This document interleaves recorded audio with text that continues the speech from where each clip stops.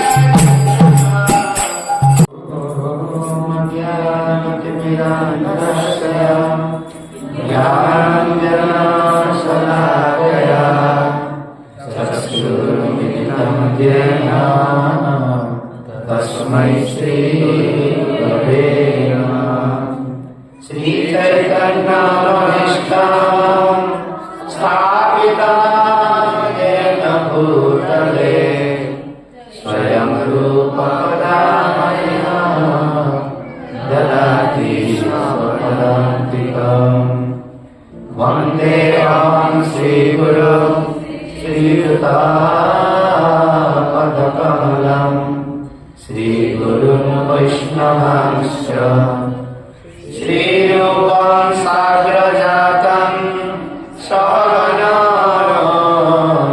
रघुनाथान्वितं तं सजीवम् साद्वैतं सावधूतपरिजनसहितं कृष्ण चैतन्यदेवं श्रीराधा कृष्णपादान् सहगणा ललिता श्रीसखान्तं च नमो विष्णुपादाय कृष्णप्रेष्ठाय भूतले श्रीमते भक्तिवेदान्त स्वामी नामिने नमस्ते सारस्वते गौरवाणी प्रचारिणे निर्विशेष शून्यवादी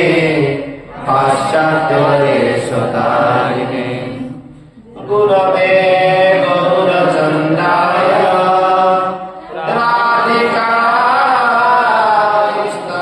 राधिकास्तदालये कृष्णाय कृष्णभक्ताय तद्भक्ताय नमो नमः नमो महाजगन्नाय कृष्णप्रेमप्रदायते कृष्णाय कृष्णचैतन्य नामे गौरतिसे नमः हे कृष्ण करुणा सिन्धु दीनबन्धु जगत्पते गोपेश गोपिकान्त राधाकान्त नमोऽस्तुते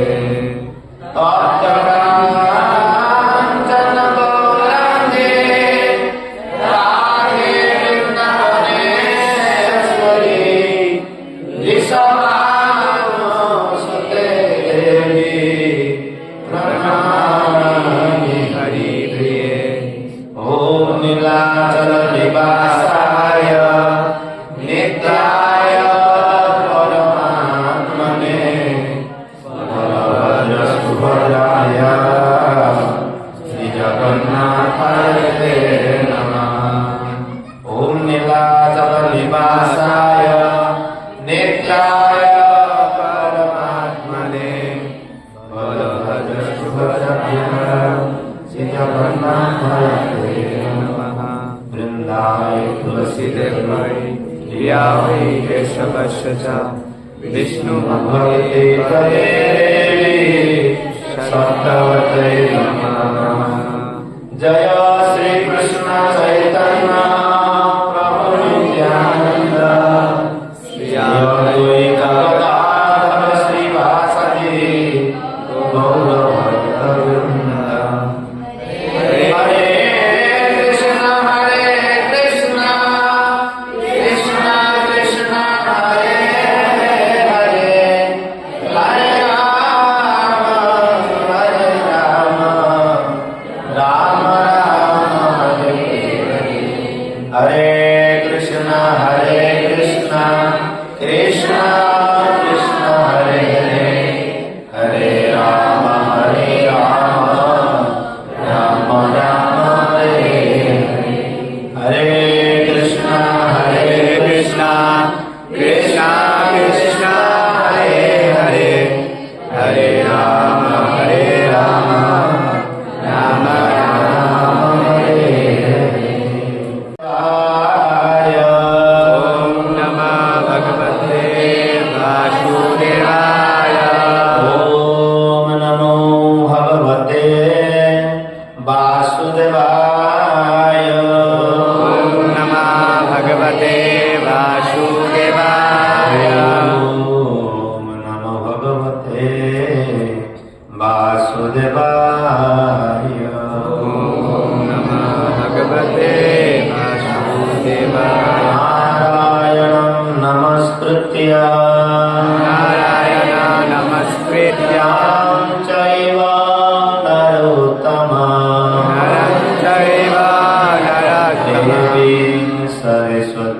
व्यास देवी सरस्वती ततो जयमुदीरये ततो जयमुदीरये मूकं करोति वाचालं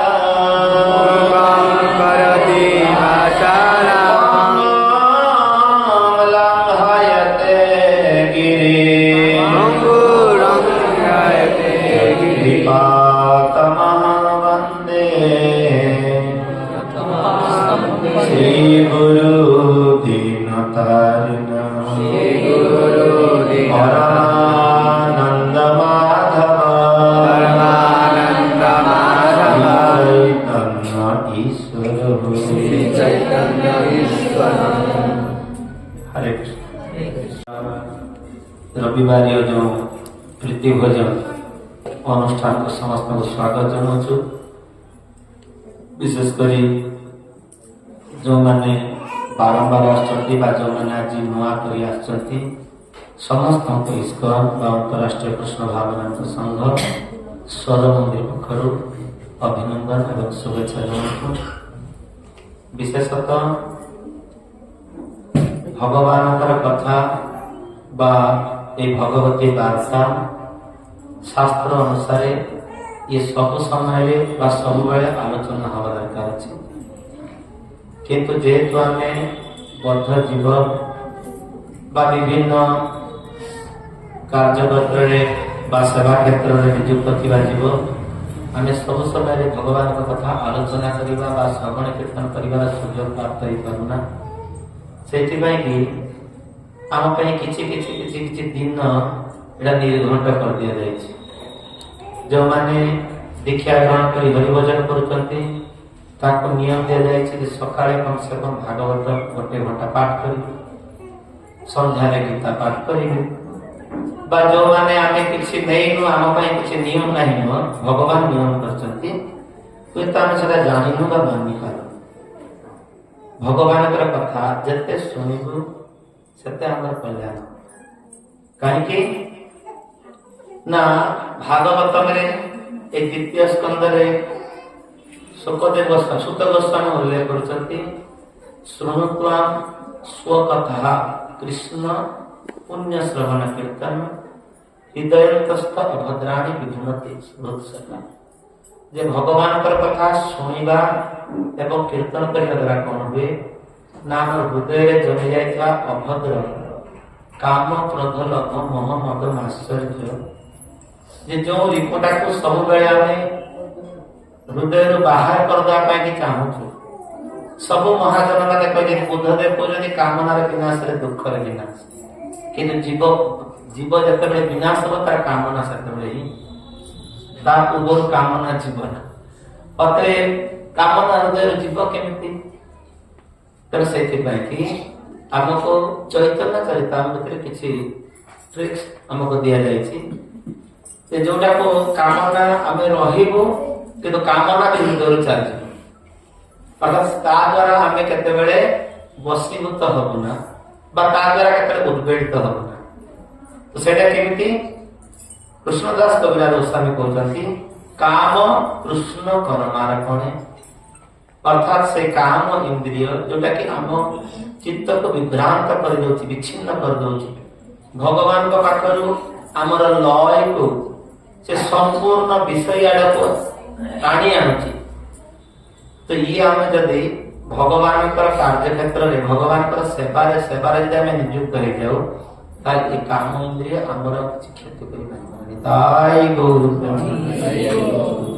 तद्रुप क्रोध मध्य कहीं तीनटा को नरकर द्वारा कह त्रिविधम नरक से कौन काम क्रोध तथा लोभ तस्मात् एतम त्रयम त्यजेत अर्थात काम क्रोध एवं लोभ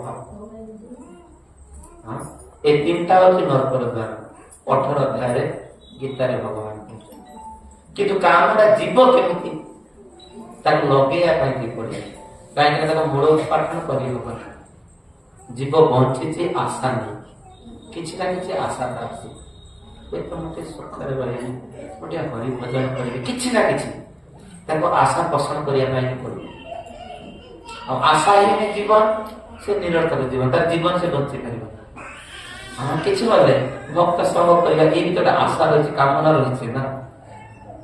ତ ସେଇଥିପାଇଁ କି ଆମେ ଏଇ ସାଧୁ ସଙ୍ଗ କରିବା ଦ୍ୱାରା, ଭଗବାନଙ୍କ କଥା ଶୁଣିବା ଦ୍ୱାରା ଏ କାମ, କ୍ରୋଧ, ଲୋଭ, ମୋହ, ମଦ ଏଗୁଡା ସବୁ, ମାତ୍ସର୍ଯ୍ୟ ଗୋଟେ ଗୁଣ ଯୋଉଟାକୁ ଚୈତନ୍ୟ ଚରିତାମୃତରେ ବି ୟାକୁ କୋଉଠି ବିନିଯୋଗ କଥା ଲେଖିନା ଯେ ପରଶ୍ରୀ କାତରତା।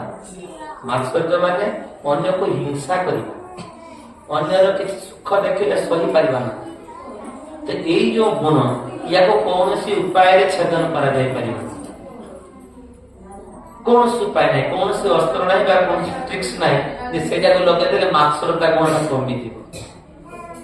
ସେଥିପାଇଁ ଭାଗବତର ପ୍ରଥମେ ସୁଖଦେବ ସ୍ୱାମୀ ଆରମ୍ଭ କରିଛନ୍ତି, ବ୍ୟାସଦେବ ରଚନା କରିଛନ୍ତି, যেটা হচ্ছে পরম নির্মৎসর নাম সতা। এই ভাগবত হচ্ছেন কোন না পরম নির্মৎসর ব্যক্তিঙ্কর এ হচ্ছে আলোচ্য বিষয়বস্তু। অর্থাৎ যা হৃদয়ে অন্য প্রতি হিংসা নথায় সে কেবল এই ভাগবতম শ্রবণ এবং পঠনর অধিকারী। তাই বহু এটি কথা শুনলা বেলକୁ কেতে আনন্দ লাগুছে। হ্যাঁ, অর্থাৎ আমার জীবনটা ভক্তিন্দ্র ঠাকুর কৌଛନ୍ତି কଣ, আমার জীবন সদা পাপে রত নাহি কপুণ্যে রলে পরের উদ্বেগ দিয়াছি যে কত দিয়াছি জীবের ভক্তিন্দ্র ঠাকুর ଯିଏ କି এই সমস্ত গৌড়ীয় বৈষ্ণবর তাকে সপ্তম গোস্বামী বলে কহନ୍ତି। তো সেই ভক্তিবিনোদ ঠাকুর সে কହୁଛନ୍ତି କଣ ନା ମୋର ଜୀବନଟା ଅଛି ସବୁବେଳେ ପାପ କର୍ମରେ ମୋର ଜୀବନଟା ଚାଲିଗଲା, ପାପ କର୍ମରେ করতাম ସବୁବେଳେ ଅନ୍ୟର ଦୁଃଖ ଦେଖିଲେ ନିଜ ସୁଖ ଲାଗି ପାପେ ନାହିଁ ଡରି দয়াহীন স্বার্থ পর সুখে দুঃখী সদা মিথ্যা ভাসি পর দুঃখ সুখ এটি প্রত্যেক আমার জীবন। ভক্তিবিনোদ ঠাকুর যে আমার জীবন যাত্রাকে নেইকি ভজন রচনা করছেন, সে জানিছেন যে কলিযুগ লোক আমি আমার টেন্ডেন্সি, আমার কোন প্রকার মনোবৃত্তি এইটাকে নেই সে ভজন লেখিছেন। আমার সুখ কেতবে অন্য জনে দুঃখ পেলে আমি সুখ, অন্য জনে সুখী হয়ে যাচ্ছি আমি সেতবে কোন প্রকার আমার অবস্থা হচ্ছে চিন্তা করবো, জড়ি পড়ি মরছি বুঝবার জন্য। অন্য জনে দুঃখ পাইলে যাও ভগবান মনে এই প্রকার মনোবৃত্তি আসি যাচ্ছে পর সুখে দুঃখে ଆଉ ସଦା ମିଥ୍ୟା ପର ଦୁଃଖ ସୁଖ। ତାର ସୁନ୍ଦର ଭଜନ କେତେବେଳେ କେତେବେଳେ ନିଜେ ନିଜେ ଏଇ ଭକ୍ତିବିନୋଦ ଠାକୁରଙ୍କର ବା ମହାଜନ ମାନଙ୍କର এই ଭଜନକୁ ଶୁଣିବା ଦରକାର ଅଛି। କାହିଁକି ନା ଏଇ ଯେ ଭକ୍ତି ଜୀବନ ହଉଛି କଣ ନା ଆମର ଏଠି କଣ ପାଇଁ ଏ ଭକ୍ତି ଜୀବନକୁ ଆମେ ଆଦରି ନେଇଛୁ ନା ଆମର ଯାହା ଯାହା ସବୁ ବଦ ଅଭ୍ୟାସ ଅଛି বা পদ্মগুণ ଅଛି সেটার পরিবর্তন। ভক্তি জীবন বা দীক্ষার মূল লক্ষ্য হচ্ছে কଣ না আদতକୁ ସୁଧାରଣା। যে ଆମର ଯୋଉ ପ୍ରକାର ଗୋଟେ ପ୍ରକାର ଜୀବନ ଶୈଳୀ ଗୋଟେ ବଢି ଯାଇଛି ତାକୁ ପରିବର୍ତ୍ତନ କରିବା। କାହିଁକି ନା ଏଇ ଜୀବନରେ ଯଦି এটা ପରିବର୍ତ୍ତିତ ନ ହବ ପରବର୍ତ୍ତୀ ଅବସ୍ଥାରେ ଆମକୁ ବିଭିନ୍ନ ପ୍ରକାର ଈଶ୍ୱର ଆଦି ଯୋନି ଭ୍ରମଣ କରିବା ପାଇଁ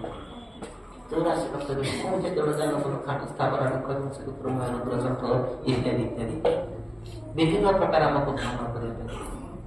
তেমন সেইপাই এই জীবনের আমার লক্ষ্য হচ্ছে কোনটি না আমার যৌন কেতেটা ভাল গুণ অর্জন করি সেটা বড় কথা হ্যাঁ, যে কেতেটা মো ভিতরে খারাপ গুণটা যাচ্ছে ইয়া পর্যালোচনা।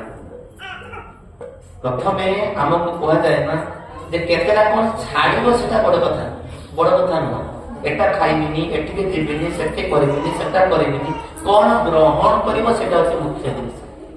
କଣ ଗ୍ରହଣ କରିବ? ଏ ଜଣେ ହରିନାମକୁ ଯଦି ଗ୍ରହଣ କରିଛି ବା ହରିନାମକୁ ଯଦି ସେ ଆଶ୍ରୟ ନେଇଛି, ଧୀରେ ଧୀରେ ଧୀରେ ଧୀରେ ତା ପାଖକୁ ଅନ୍ୟ ସବୁ ବଦଗୁଣ ଗୁଡା ଅଟୋମେଟିକାଲି ସେ ଅପସରିତ ହେଇଯିବ। ଅଟୋମେଟିକାଲି ଏଠି କହୁଛନ୍ତି ନା, ଶୁଣୁ ତ୍ୱାଂ ସ୍ୱକଥା। କାହା କଥା ନା କୃଷ୍ଣ? କିଏ କୃଷ୍ଣ? ନା ପରମ ପୁରୁଷ, ସୁପ୍ରିମ ପର୍ସନାଲିଟି ଗଡ୍, ପୂର୍ଣ୍ଣ ପୁରୁଷୋତ୍ତମ ଭଗବାନ। ଲାଭ କଣ ହବ? ନା ହୃଦୟ ଅନ୍ତସ୍ଥ ଅଭଦ୍ରାଣୀ ବିଧୁନତି, ଅର୍ଥାତ ହୃଦୟରେ ଜମିଥିବା ଅଭଦ୍ର ଗୁଡା ସେଗୁଡା ପ୍ରଥମେ ଯିବ। କାହିଁକି ନା ଯେପର୍ଯ୍ୟନ୍ତ ଏ କାମ କ୍ରୋଧ ଆଦି ଆମ ହୃଦୟରେ ତାକୁ ଆମେ ବନ୍ଧୁ ଭଳି ପାଳିକି ରଖିଛୁ, ସବୁ ସମୟରେ ତାକୁ ଆମେ ବନ୍ଧୁ ଭଳି ପାଳନ, ଯେତେବେଳେ ଯାହା ଇଚ୍ଛା ହଉଛି ତାକୁ ଖାଇଛୁ, ଯାହା ଇଚ୍ଛା ହଉଛି ତାକୁ କରି ପକଉଛୁ। ଜୀବ ଆମେ ନିଜର ଶରୀର ଇନ୍ଦ୍ରିୟର ଦାସ ହେଇଯାଇଛୁ। ଯେପର୍ଯ୍ୟନ୍ତ ଭଗବାନଙ୍କର ଶରଣାର୍ଥୀ ହେଇନୁ ମାନେ ଆମେ ଇନ୍ଦ୍ରିୟର ଦାସ ହେଇଛୁ। ଆଉ ଇନ୍ଦ୍ରିୟ ଆମକୁ କଣ କରୁଛି? ନା ବାରମ୍ବାର ବାରମ୍ବାର ଏ ଜନ୍ମ ମୃତ୍ୟୁ ଚକ୍ରରେ ପକେଇ ଯାଉଛି।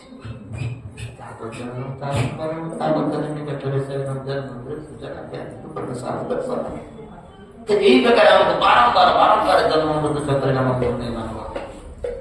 ତ ଯେତେବେଳେ ବ୍ୟକ୍ତି ଏଇ ଭଗବାନଙ୍କର କଥା ଶୁଣିବ, ଭଗବାନଙ୍କର କଥାଟାକୁ କୀର୍ତ୍ତନ କରିବ, ଭଗବାନଙ୍କର ନାମକୁ ଜପ କରିବ, ତାହେଲେ ଏଇଗୁଡ଼ା ସବୁ ସଦା ରୋଜ ତମ ଭାବ, ଜୀବ ହୃଦୟରେ ରଜଗୁଣ ଏବଂ ତମ ଗୁଣ ଭାବ, କାମ ଲୋଭ ଆଦୟୋସ୍ତେ, କାମ ଲୋଭ ଯାହା ଯାହା ସବୁ ରହିଲା, ଆଦୟ ମାନେ କାମ ଲୋଭ ପାଖରୁ ଆରମ୍ଭ କରି ମଦ ମାତ୍ରରେ ଯାହା ଯାହା ସବୁ ରହିଲା, এইগুলা সব ধীরে ধীরে কଣ হব? না চেত এতে অনাবিদস্তি তম সত্য প্রসিদ্ধি, যে চিত্ত সেମାନଙ୍କ দ্বারা দূষিত হবে। সত্য গুণরে ব্যক্তি ଅଧିଷ୍ଠିତ ହେଇଯିବ। ସତ୍ୟ ଗୁଣ, କାହିଁକିନା ସତ୍ୟ ଗୁଣର ହିଁ ହରିଭଜନ ଆସେ। ରଜ ତମ ଗୁଣରେ ହରିଭଜନ ହବ। ରଜ ଗୁଣ ସବୁବେଳେ କଣ କରିବ?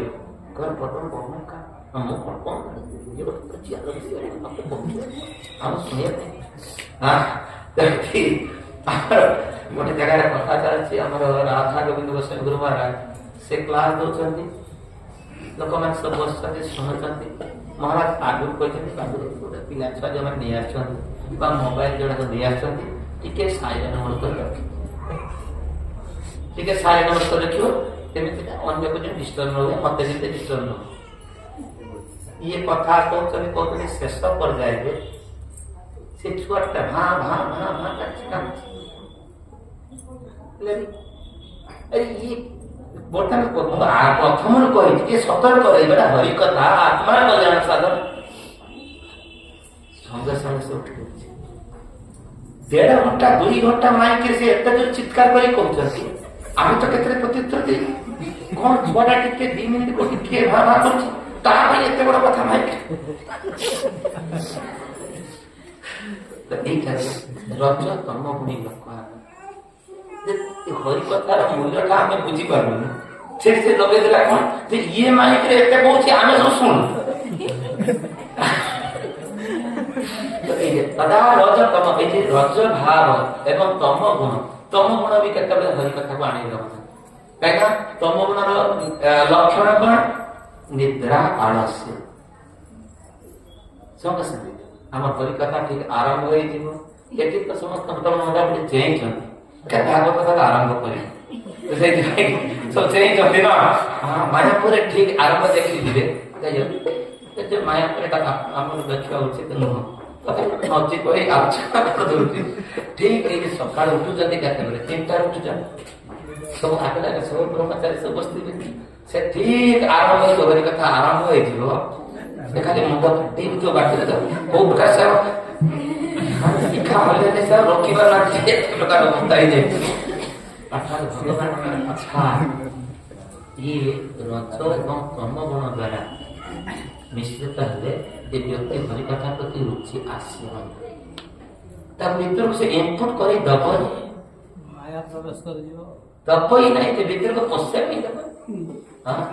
ଯେମିତି চন্দন মলয় পর্বত অর্থাৎ মালয়েশিয়া এগুলো জায়গা আছে সেটি কোন আছে না তার হাওয়াটা হচ্ছে মলয় পর্বতের যে হাওয়াটা মলে গোটে হাওয়া পবন তো ସିଏ ଯୋଉ ପଟେ ଦେଇ ବହିଯିବ ମାନେ ଚଳନ ହେଇଯିବ କିନ୍ତୁ ବାଉଁଶ ଗଛ କରିପାରେନି କାହିଁକି ନା ତା ଭିତରେ ହାୱା ପଶିବା ପାଇଁ ମୁଁ ତୁ କାହିଁକି ଏ ଲଢେଇ କରେ ତ ସେଟା ବାଉଁଶ ବ୍ୟତିରେକ ଅନ୍ୟ ସବୁ ଗଛ ଚଳନ ହେଇଯାଏ ତେଣୁ ଆମ ଭିତରେ ଯେତେବେଳେ ଏଇ ଯେ ଅହଙ୍କାର ଏବଂ ଆଳସ୍ୟ ଭାବ ଏ ଯେତେବେଳେ ରହିବ ଭଗବାନଙ୍କର କଥା ଆମକୁ ଶୁଣିବାକୁ ଭଲ ଲାଗିବ ରୁଚି ଆସିବ ସେଥିପାଇଁ କି ଭଗବାନଙ୍କର କଥା ବାରମ୍ବାର ବାରମ୍ବାର ବାରମ୍ବାର ଶୁଣିବ ଥରେ ଦିଥର ଚାରିଥର ନୁହଁ ପ୍ରଭୁପାଦ ଉଦାହରଣ ଦଉଛନ୍ତି ଯେ ଗୋଟେ ସୁନାରୁ ଖାଦ ଟୁଟିଆ କରିଲେ ବାରମ୍ବାର ଟୁଟୁଛି ଗରମ କରୁଛି ତେଣୁ ଇଏ କେତେ ଦିନ ଧରିକି ମାୟା କବଳରେ ସାହିତ୍ୟ ଅବସ୍ଥାରେ ଆମେ ଅଛୁ ମାୟା କେତେ ସୁନ୍ଦର ଶୋଇକି ରଖିଛି ନା ଏତେ ଶୀଘ୍ର କଣ ଆମ ନିଦ ଭାଙ୍ଗିବ ମହାପ୍ରଭୁ ଯେତେ ଜୀବ ଜାଗ କହିଲେ ଆମର କଣ ଆମର ଆବଶ୍ୟକରେ କିଛି ପ୍ରଭାବ ବି ପଡୁନି ମହାପ୍ରଭୁ କହୁଛନ୍ତି ଜାଗ ଉତ୍ତିଷ୍ଠ ଜାଗ୍ରତ ପ୍ରାପ୍ୟ ବାରାଣୀ ନିବଦତ ଉଠ ଜାଗ ନିଜର କର୍ତ୍ତବ୍ୟ କର୍ମରେ ସ୍ଥିର ହେଇଯାଉ କାହିଁକି ପୁରସ୍ତ ଧାରା ନିଶ୍ଚିତ ଦୂରତ୍ୱ ୟା ଦୁର୍ଗପତସ୍ତ ବୟୋବଦତି ଯେ ଭକ୍ତି ଧାରା ବା ଏଇ ଭଜନ ଧାରାଟା ହଉଛି ଅତ୍ୟନ୍ତ ତୀକ୍ଷ୍ଣ ଧାରା ଅତ୍ୟନ୍ତ ତୀକ୍ଷ୍ଣ ଆପାତ ଦୃଷ୍ଟିରେ କିଛି ନାହିଁ ହରିଭଜନ କର ବାସ୍ ଯାହା ଖାଉଛ ଭଗବାନ କହିଛନ୍ତି ଯଦି କରସି ତତ୍ପୁରୁଷ ମଦର୍ପଣ ଦର୍ଶନାସି ତତ୍ପୁରୁଷ ମଦର୍ପଣ ଜୁହସି ତତ୍ପୁରୁଷ ମଦର୍ପଣ ଦଦାସି ତପସ୍ୟାସି ସବୁ ମନ ମଦର୍ପଣ ଭଗବାନ କହିଛନ୍ତି ବାସ୍ ସିଧା ସିଧି କଥା କିନ୍ତୁ ଏଇଟା ଏତେ ସହଜରେ ଆମେ ଶୁଣି ନେଉଛୁ କିନ୍ତୁ ସହଜରେ ହୃଦୟଙ୍ଗମ ନହେଲେ ସମସ୍ତେ ତ ହରିନାମ କର ଜୀବନରେ ଯେତେ ସାଧନ ରହିଛି ସାଧନରେ ମଧ୍ୟ ଶ୍ରେଷ୍ଠ ନବବିଧା ଭକ୍ତି ଯେତେ ଯେତେ ସବୁ ସାଧନ ଭକ୍ତି ସବୁ ରହିଛି 64ଟା ସାଧନ ଭକ୍ତି ରହିଛି ଅଙ୍ଗ ତ ଏଇ ୟା ଭିତରୁ 9ଟା ହଉଛି ପ୍ରଧାନ ଏବଂ ଏଇ 9ଟା ଭିତରୁ ହରିନାମ କୀର୍ତ୍ତନ ହଉଛି ଶ୍ରେଷ୍ଠ କିନ୍ତୁ ଏ ଶ୍ରେଷ୍ଠ ଜିନିଷ ପ୍ରତି ଆମର ନଜର ଆସୁନି ବା ତା ପ୍ରତି ଆମର ସ୍ପୃହା ଆସେନି ତା ପ୍ରତି ଆମର ଏକାଗ୍ରତା ଆସେନି ଥରେ କହିଛି ପୁଣି ଥରେ ରିମାଇଣ୍ଡ କରିଦେଉଛି ଦେଖିବେ ନିଜେ ଆମେ ପରୀକ୍ଷା କଲୁ ସକାଳେ ଉଠି ପଡୁଛୁ କାର୍ତ୍ତିକ ମାସ ହେଲା ଏ ଯୋଉ ଗୁରୁବାରିଆ ହଉଛି ମାର୍ଗଶୀର ମାସ ନା ଲକ୍ଷ୍ମୀ ପଳେଇଛୁ ତେଣୁ ଏନା ଫେନା ବଜେଇକି ଯେମିତି ଉଠି ପଡୁଛୁ ତ ଉଠି ପଡି ଦେଖିବେ ସେ ନତା ଫତା ପକଉଥିବେ ରୁଟି ମୁଟି ସବୁ ପକଉଥିବେ ସବୁ କିଛି କରୁଥିବେ ନିଦ ଭଗବାନଙ୍କ ଭୋଗ ଲଗାଉଥିବେ ଆରତି କରୁଥିବେ ମାନେ ଘଣ୍ଟା ବିତିଗଲା କେତେ 3ରୁ ଚାଲିଯିବ 5:30 ପର୍ଯ୍ୟନ୍ତ ସବୁ ସରିଲା ବେଳକୁ 5:30 ବାଜିଯାଉଛି ନିଦ ନଥିବ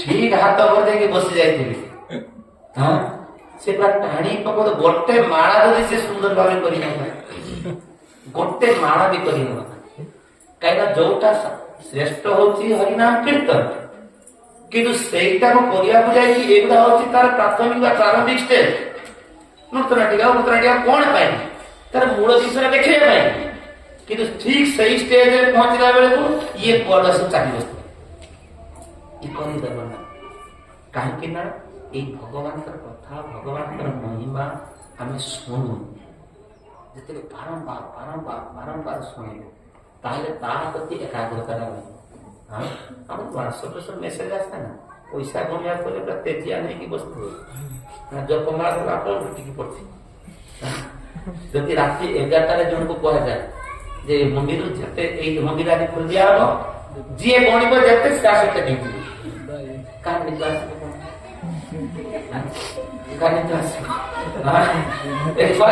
ହରିନାମ ଏଠି ବସିକି ଆମେ ଦିମାଳା ହରିନାମ କରିବି ଗଣ୍ଡଗୋଳ ଚାଲିଛି ରାଷ୍ଟ୍ର ଗଣ୍ଡଗୋଳ ଚାଲିଛି ତେଣୁ ଦିମାଳା ଜପ କରିବୁ ବିଶ୍ୱ ଶାନ୍ତି ପାଇଁ ସେ ନିଜର ଶାନ୍ତି ବି ହେଇଯାଇଥିଲା ତେଣୁ ଏଇ ହଉଛି କଥା ହଉଛି କଣ ନା ଆମେ ଭଗବାନଙ୍କର କଥାଟା ଅତି ଗୁରୁତ୍ୱ ସହକାରେ ଏଇଟା ସବୁ ଶ୍ରବଣ ସେଥିପାଇଁ କି ଆମକୁ କଣ କରାଯାଇଛି ଯେ କମ ସେ କମ 7 ଦିନରେ ତ ଶୁଣିପାରିଲୁ ରବିବାର ଗୋଟେ ଅବସର କରାଯାଇଛି ଯେ ଯୋଉଟାକୁ ସରକାର ବି ଛୁଟି ଦେଇ ଦଉଛି ବାବୁରେ ଗୋଟେ ଦିନ ଏ ଡ୍ୟୁଟି ବନ୍ଦ জাগতিক ডিউটি গোটে দিন বন্ধ রহিব এটা হচ্ছে কোন না আধ্যাত্মিক ডিউটি গোটে দিন ভাই আরম্ভ কম সে কম গোটিয়ে দিন আর গোটিয়ে দিন তো বি করুন আসুଛୁ 10টাରେ ଯିବୁ 1ଟା ବେଳେ ପୁରା ବସିଥିବ ବସା ଦବ ନା ଖାଲି ବସିବେ କି ବାବା ଆମ ବୋଲେ କେମିତି କାମ ରହିଛି ବାପରେ ବେଳ ଦିନ ଘଣ୍ଟା ତେଣୁ ଏତିକି ସମୟ ବି ଆମେ ଠିକ ଭାବରେ ଆମର ଲଇ ଆସୁନି ଆଉ ତାର ଭିତରୁ ଶ୍ରେଷ୍ଠ ସମୟ କୋଉଠି ପହଞ୍ଚି କଣ ନା କମ ସେ କମ ଭାଗବତ କାରଣ କୀର୍ତ୍ତନ ବଜାଇଲେ ବି ଆମର ନିଦ ଆସିବନି କାରଣ ଧୁମଧାମ କାର୍ଯ୍ୟ ବିଭିନ୍ନ ସ୍ୱର ରାଗ ମାରା ହଉଥିବ ହଁ ତାପରେ ନିଜେ ବି କେତେବେଳେ ଟିପଟ ଭାବି ଯାଉଛନ୍ତି କିନ୍ତୁ ଯେତେବେଳେ ଠିକ ଭଗବାନଙ୍କର କଥା ଆଲୋଚନା ସେତେବେଳେ ତେଣୁ ଏଇ ଭଗବାନଙ୍କର ୟାର ମୂଳ କାରଣ ହଉଛି ଯଦିଓ ବି ଆମର ରାମାୟଣରେ କଥାକାର ମାନେ କଣ ଯେତେବେଳେ ଏଇ କୁମ୍ଭକର୍ଣ୍ଣ ମଲା ପରେ ଏଇ ସବୁ ଧନ୍ଦା ହେଇଯାଇଛି ବୋଲେ ତା ପୂର୍ବେ ସମାପ୍ତ ଆଉ ନିଦ୍ରା ଦେବୀ ସରସ୍ୱତୀ ସେ କାହା ସବାର ହେବେ ନିଦ୍ରା ଦେବୀ କାହା ସବାର ହେବେ କହିଲା ମୋର ଗୋଟିଏ ବରପୁତ୍ର ଥିଲା ଆଉ ତାକୁ ବି ଆପଣ ମାରିଦେଲେ ବର୍ତ୍ତମାନ ମୁଁ କାହାକୁ ଆଶ୍ରୟ ଗ୍ରହଣ କରିବି କାହିଁକି ନା ଭଗବାନ କଣ ଚାହାନ୍ତି ନା ସତରେ ତାଙ୍କ ସନ୍ତାନ ମାନେ ଦୂରେଇ ଯାଆନ୍ତି ସେ ଯୋଉମାନେ ଭଗବାନଙ୍କର ଉଦ୍ଦେଶ୍ୟ କଣ ନା ମୋ ପାଖକୁ ଯିଏ ଆସିବ କମ୍ଫର୍ଟ ପିଓରିଫାଇ ହେଇକି ଆସ ସବୁଗୁଡା ଆସି ସେଠି ଯାଇକି କଣ ଆଦା ଜମେଇବାଟା ଠିକ ନାହିଁ କମ ସେ କମ ଏପଟ ସେପଟେ ପିଓର ହେଇକି ଆସୁ ସେଇଥିପାଇଁ କି ଏଗୁଡା ସବୁ ଦେଇ ଦେଇଛନ୍ତି ଯେ ଯୋଉଠି ମୋ କଥା ହବ ସେଇଠି ଯାଇକି ସେ ବସିଛି ସମସ୍ତ ମାନେ ତ ଚିନ୍ତା ନାହିଁ ସେଟା ଫ୍ରି କରି ତେଣୁ ସେଥିପାଇଁ ବହି କଥା ସମସ୍ତଙ୍କ ରୁଚି ଆସେ ନା ବା ଯଦି ବି କେହି ରୁଚି ସମ୍ପନ୍ନ ହେଇକି ବସି ପଡିବ ସାମ୍ନାରେ ସେ ତାକୁ ଛାଡି ଯାଉଛି ଯେପର୍ଯ୍ୟନ୍ତ ଆମର ତୀବ୍ରତା ଭାବ ଆସିନି ଭଗବାନଙ୍କୁ ପାଇବାର ଭାବଟା ହଉଛି କଣ ଗୋଟେ ଚାକିରି କରିବାକୁ ଆମକୁ କେତେ କଠୋର ପରିଶ୍ରମ କରିବା ପାଇଁ ପଡୁଛି ପାଠ ପଢିକି 20-22 ବର୍ଷ ପାଠ ପଢିବା ଇଣ୍ଟରଭ୍ୟୁ ଦେବା ତାପରେ ପୁଣି ପଇସାର ଲଢେଇ ଚାଲିବ ତାପରେ ଚାକିରି ପାଇଁ ସେ କଣ ଚାକିରି ମାନେ ଚାକର ମାୟାର ଦାସ ହବ ଆଉ ମାୟାର ମୁକ୍ତ ହବା ପାଇଁ ତାର କେତେ ଚେଷ୍ଟା କରିବା ପାଇଁ ପଡୁଛି ମାୟାର ଦାସ ହବା ପାଇଁ ବି 20-22 ବର୍ଷ କଠୋର ପରିଶ୍ରମ କେତେ ଇଣ୍ଟରଭ୍ୟୁ କେତେ ରୋଜଗାର ଏସବୁ କଲା ପରେ ମାୟାର ଦାସ ହବା ପାଇଁ ଜଣେ ଯାଉଛି ଆଉ ମାୟାର ମୁକ୍ତ ହବା ପରେ କେତେ ନା କେତେ ତାର ପ୍ରତି ତୀବ୍ରତା ଦେବା ପାଇଁ କେତେ ନା କେତେ ତାର ପ୍ରତି ସଚେଷ୍ଟ ରହିବା ପାଇଁ ପଡିବ ତେଣୁ ସେଇଥିପାଇଁ କାହିଁକି ଆମେ ଗୁଡା ସବୁ ବୁଝୁନୁ ଚିନ୍ତା କରୁଛୁ କଣ ଅପସନାଲ ସବଜେକ୍ଟ ଭଳିଆ ଠିକ ଅଛି ଯିବା ଯାଇକି କଣ ଗୋଟେ ହଉଛି ଆଲୋଚନା ଶୁଣି ପକେଇବା ଏ ଜ୍ଞାନ ବେଶୀ ହେଇଯିବ ଆମେ କୋଉଠି ବାଟି ଦେବା କଥା ତ ଏଇ ପ୍ରକାର ଆମର ଗ୍ୟାସ ରୀତିଆ ହେଇଯାଇଛି ଭଗବାନଙ୍କର କଥା ହଉଛି ପରମ ପବିତ୍ର ଶୁଣିଲେ ବି ଜୀବନ କଲ୍ୟାଣ ସାଧନ ହେଇଥାଏ କାହିଁକି ନା ଗୀତା ବାଣୀ ଆମେ ଜୀବନରେ ପାଳନ କଲେ ସେଟା ଲାଭ ଫଳପ୍ରଦ କିନ୍ତୁ ଭାଗବତ କଥା ଶୁଣିଲେ ବ୍ୟକ୍ତିର ମଙ୍ଗଳ ସାଧନ ଶ୍ରବଣ ମଙ୍ଗଳ ଶୁଣିଲେ ଅମଙ୍ଗଳ ଭଗବାନଙ୍କ କଥା ଏମିତି କିନ୍ତୁ ମୂଢ ମନ ସେଟାକୁ ବି ଗ୍ରହଣ କରେ ଶୁଣିଲେ ମଙ୍ଗଳ କେତେ ଜିନିଷ କଲେ ଯାଇକି ଜୀବନରେ ପାଳନ କଲେ ଯାଇକି ମଙ୍ଗଳ ହରିନାମ କରି କରି କରି କରି କରି କରି ମନ ଯଦି ହରିନାମରେ ବସିଲା ତାହେଲେ ମଙ୍ଗଳ କିନ୍ତୁ ଭଗବାନଙ୍କ କଥା କେବଳ ଶୁଣିବୁ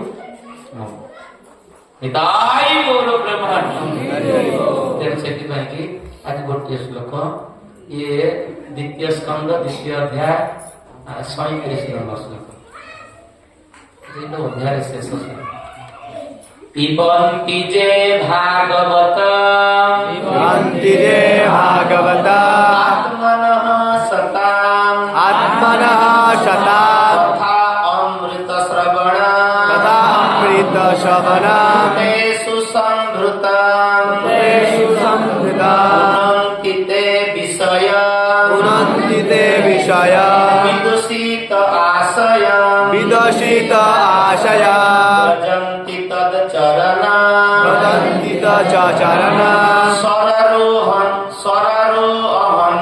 সরারোহ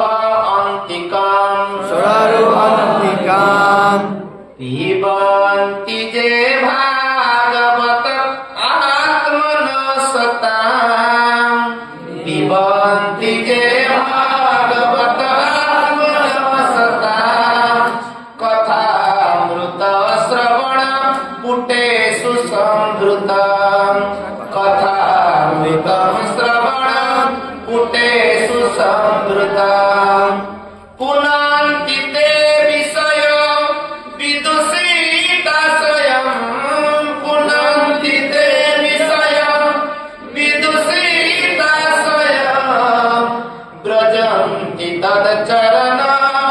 সররোহান্তিকম ব্রজন্তি তদচরণম সররোহান্তিকম। হরে কৃষ্ণ। তো এই শ্লোকের অনুবাদ এবং ভাবার্থ ভক্তি বেদান্ত স্বামী শ্রীল প্রভুপাদ কি জয়। ভগবান শ্রীহরি ହେଉଛନ୍ତି ଭକ୍ତଙ୍କର ଆତ୍ମ ପ୍ରକାଶ, ଯେଉଁମାନେ ସେଇ ହରି କଥାମୃତ କର୍ଣ୍ଣପୁଟରେ ସଂସ୍ଥାପିତ କରି ପାନ କରନ୍ତି, ସେମାନେ ବିଷୟ ଦ୍ୱାରା ଦୂଷିତ ଅନ୍ତଃକରଣକୁ ପବିତ୍ର କରନ୍ତି ଏବଂ ଭଗବାନଙ୍କର ପାଦ ପଦ୍ମ ସମୀପକୁ ଗମନ କରନ୍ତି। ହରେ କୃଷ୍ଣ। ଇଏ ବି ଭାଗବତ ମହାତ୍ମ୍ୟ ଯେ ଯେଉଁମାନେ ଭଗବାନଙ୍କର ଭଗବାନ ଶ୍ରୀହରି ହେଉଛନ୍ତି ଭକ୍ତଙ୍କର ଆତ୍ମସ୍ୱରୂପ, ଜୀବନୀ ସ୍ୱରୂପ। ଯେଉଁମାନେ ସେଇ ହରି କଥାକୁ କର୍ଣ୍ଣପୁଟରେ ପାନ କରନ୍ତି, ସେମାନେ ବିଷୟ ଦ୍ୱାରା ଅନ୍ତଃକରଣରେ ଥିବା ଦୂଷିତ ଅନ୍ତଃକରଣକୁ ନିର୍ମଳ କରନ୍ତି ଏବଂ ଭଗବାନଙ୍କ ପାଦ ପଦ୍ମକୁ ଗମନ କରନ୍ତି। ହରେ କେତେବେଳେ କେତେବେଳେ ଆମର এই ଭଜନ କ୍ଷେତ୍ରରେ ଯେଉଁମାନେ ଭଜନ କରୁଛୁ, କେତେବେଳେ କେତେବେଳେ ଆମକୁ ନିରୁତ୍ସାହ ଭାବ ହେଇଯାଏ। ହରି ଭଜନ କରୁଛି, ମୋ ମନ ତ କାହିଁକି ପରିବର୍ତ୍ତନ ଜଣାପଡ଼େ, ମନର କିଛି ପରିବର୍ତ୍ତନ ଜଣାପଡ଼େ।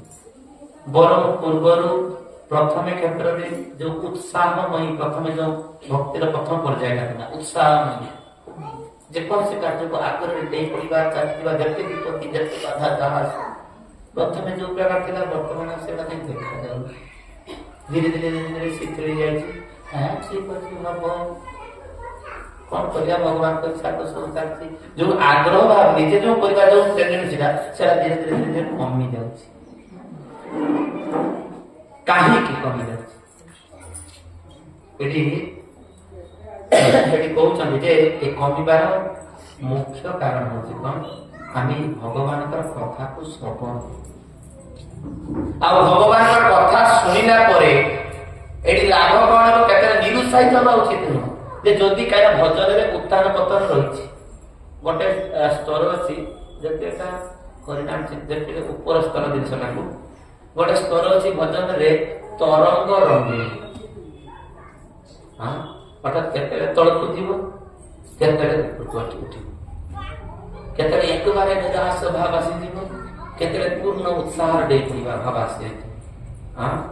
ଏ ଯୋଉ ଭଜନରେ ଅଛି ନା, ଉତ୍ସାହମୟୀ, ତରଳା, ଘନ ତରଳା, ତରଙ୍ଗ ରଙ୍ଗୀନ, ଏ ସବୁ ଜିନିଷ ସବୁ ରହିଛି ଗୋଟେ ଭଜନ। ତେଣୁ ଏଇଟା ଯେତେବେଳେ ଆସୁଛି ବି, ତ ଏଥିରେ କୌଣସିଥିରେ କ୍ଷତି ନାହିଁ। ଏଠି କହୁଛନ୍ତି ଯେ ଭଗବାନଙ୍କର କଥା ଆମ କର୍ମରେ ପ୍ରବେଶ କରିବା ମାତ୍ରକେ, ବା ଆମେ ଯଦି ଶ୍ରଦ୍ଧା ସହକାରେ ଶୁଣୁ, ଶ୍ରଦ୍ଧା ମାନେ ବିଶ୍ୱାସ, ଯଦି ବିଶ୍ୱାସର ସହିତ ଭଗବାନଙ୍କର କଥା ଆମେ ଶୁଣିବୁ, ଲାଭ ହବ କଣ ନା ଅନ୍ତଃକରଣ କରୁ। ଯୋଉ ଦୂଷିତ ବିଷୟ ଦ୍ୱାରା ଦୂଷିତ ଅନ୍ତଃକରଣଟା, ଏଇଟା ପବିତ୍ର ପ୍ରଥମେ ହବ ଏବଂ ଦ୍ୱିତୀୟ ହଉଛି ଭଗବାନଙ୍କର ପାଦ ପଦ୍ମ। ଜୀବନର ଆଉ କଣ ଦରକାର ଅଛି? ଆଉ କିଛି ଅଧିକା ଦରକାର ଅଛି? ଯାହା ଏଇ ସବୁ ଜିନିଷ ଯୋଉ ବ୍ୟବହାର କରିବା କି ପିଲା ଛୁଆ ବଢେଇବା, ଏଟା ହଉଛି ତାର ସାଇଡ ଇଫେକ୍ଟ। ଏଟା ଅଟୋମେଟିକାଲି ହେଇଯିବ। ପଶୁ ପକ୍ଷୀ ସେମାନେ ବି ତାର ସଂସାର ଚଳେଇଛନ୍ତି, ଆଉ ମଣିଷ ଅଧିକା କଣ ଇଏ ଅଟୋମେଟିକାଲି ଚାଲିବ। ଯେହେତୁ ସଂସାର ଅଛି, ଏଗୁଡ଼ା ସବୁ ଅଟୋମେଟିକାଲି ହବ। କିନ୍ତୁ ବ୍ୟକ୍ତିର ମନଟା ଯୋଉ ଦୂଷିତ ଚେତନାରୁ ଶୁଦ୍ଧ ଚେତନାକୁ ଆସିଲା, ଏଇଟା ହଉଛି ମଣିଷ ଜୀବନର ଆଧିପତ୍ୟ ବା ବିଶେଷ ଭାବ। ମଣିଷ ଜନ୍ମ ଏଇଥିପାଇଁ ଧର୍ମ ହିଁ କେଶା ଅଧିକ ବିଶେଷା ଯୋଉ ଶବ୍ଦଟା ବ୍ୟବହାର କରାଯାଇଛି, ଏଇଟା ଧର୍ମଟା ହଉଛି କଣ ନା ଭଗବାନଙ୍କର ନୀତି ନିୟମକୁ ମାନିକି ଚାଲେ। ଏଇଟା ହଉଛି ମଣିଷ ଏବଂ ଇତର ପ୍ରାଣୀ ବା ମାନବ ଇତର ପ୍ରାଣୀ ମଧ୍ୟରେ ଏଇଟା ପାର୍ଥକ୍ୟ ହଉଛି ଏଇଠି। ମଣିଷ ସବୁବେଳେ ଭଗବାନଙ୍କ ନୀତି ନିୟମକୁ ସେ ମାନିବା ପାଇଁ ଚେଷ୍ଟା କରେ। ସାଧାରଣ ଜୀବ ତଥା ପ୍ରକୃତି ଦ୍ୱାରା ସେ ସାଇ ଦେଇଯିବ। ସେ ଇଚ୍ଛା କରି ବି କିଛି କରିପାରିବେ ନା, ଇଚ୍ଛା କରି କିଛି କରିପାରିବେ ନା। କିନ୍ତୁ ମଣିଷ ତାକୁ କ୍ଷୁଦ୍ର ସ୍ୱାଧୀନତା ଦିଆଯାଇଛି, ସେ ଏପଟ ସେପଟ ଖଟିଯାଏ। ଯଦିଓ ଭଗବାନ କହିଛନ୍ତି ମତେ ଭୟାର ବାହାରି ବାହାରେ मोर भय मोर इच्छा सब किसी आत्मजात होती सब किसी चलती तथापि व्यक्ति को क्षुद्र स्वाधीनता दी जाए हरि भजन बात विरत हवा।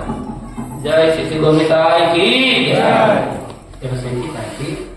भागवत में आज श्लोक तात्पर्य कौन रखुंट आलोचना करूँ। मानव समाज जे दुख पाऊँच तार एकमात्र कारण हूँ जीवन दूषित उद्देश्य भूत उद्देश्य।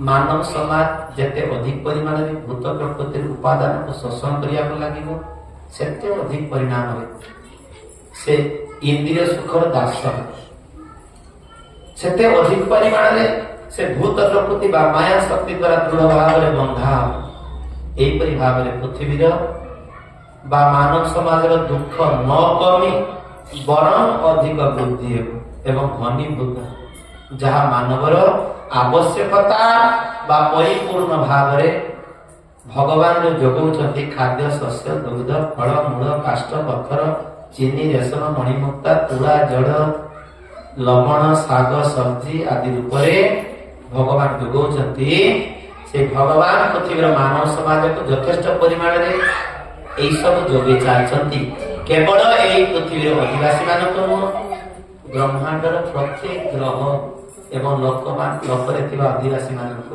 आवश्यकता जोगाउछंती जोगाणर मूल उत्स से परिपूर्ण केते जोगाण को उपयुक्त मार्ग प्राप्त करने निमित्त मानव समाज सामान्य शक्ति दरकार रही कृत्रिम भाव में जीवन सुख स्वाच्छंद्य वृद्धि जंत्र कलकब्जा मेसीन विराट लौह इस्पात कारखाना ये सब किसी आवश्यकता कृत्रिम भाव में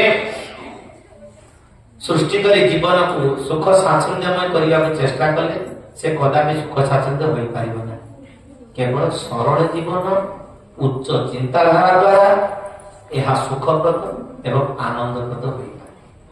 श्लोक सुखदेव गोस्वामी मानव समाज निमित्त सर्वोच्च परिपूर्ण कथा चिंता कर श्रीमद भागवत श्रवण जो कलिजुगे लोक मैंने प्रकृत दृष्टि व ज्ञान हराई अंध हो जाए जुगर लोक मान प्रकृत पथ प्रदर्शन निमित्त श्रीमद भागवत होती सूर्य सम यही श्लोक व्यवहृत कथा अमृत शब्द ऊपर व्याख्या कर श्री जीव गोस्वामी कहते श्रीमद भागवत भगवान अमृतमय कथा श्रीमद भागवत श्रवण कले जीवन विकृत उद्देश्य दोषयुक्त उद्देश्य विशुद्ध हो।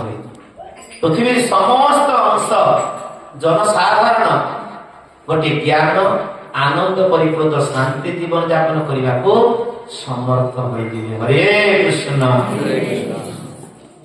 द्वितीय कौन कौन जड़े शुद्ध भक्त पक्षे भगवान नाम रूप गुण महिमा आदि अत्यंत आनंददायक जेहेतु एक कथा नारद हनुमान नंद महाराज वृंदावन अन्य आदिवासी माने महान भक्त मान द्वारा स्वीकृत हुए एक कथा दिव्य एवं उत्कर्म सायन ये जो गोटे गोटे तात्पर्य गोटे गोटे लाइन हूँ कौन ना गीता एवं भागवतम अन्य श्लोक ये अन्य उपनिषद श्लोक रही भागवतम श्लोक रही ओडिया करूँ जना पड़ू ग्रंथ पढ़ू से बुझीपार ना बुझीपार यहीपरि भाव में भक्ति जगर महिमा ज्ञापन कर श्लोक सीधासख भक्ति जोग को ग्रहण व्याख्या कर भक्ति जोग मार्ग में भौतिक दोष प्रत्यक्ष भाव में जीवित हो जाए। भगवान का विराट रूप को ध्यान करने आवश्यकता है ना। भक्ति जोग अभ्यास कर कौन साधक विशुद्ध न हुए भौतिक दोष मुक्त न हुए तेज बुझार हे से जड़े ठक भक्त बा प्रवंचक एक प्रकार एक सठ बा प्रवंचक निमित्त भौतिक बंधन मुक्त होवार कौन प्रतिषेधक उपाय नहीं। अर्थात शेष प्रभुपाद उल्लेख कर जदि कहीं भागवत को बारंबार शुणिकी भागवत को अध्ययन करके किसी परिवर्तन नहला जानी पड़ुची ताले कुआजिव से गोटे प्रबंचक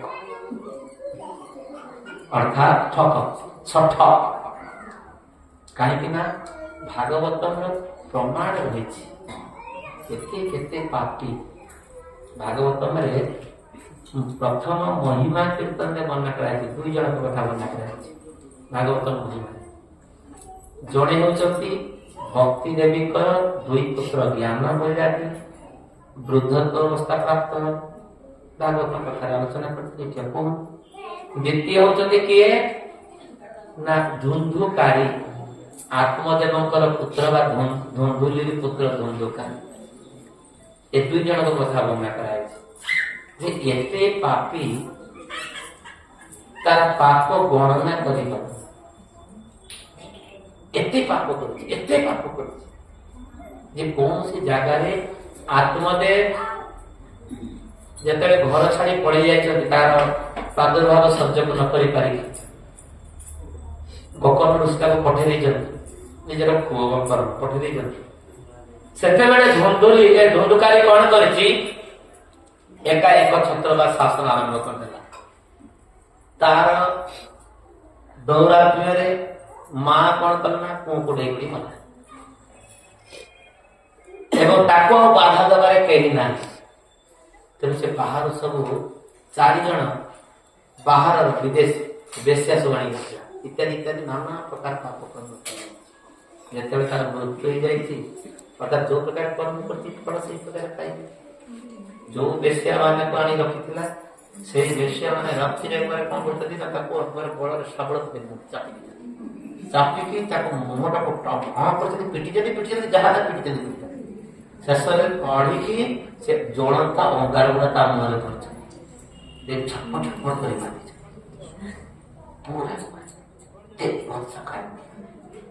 तो यही कथा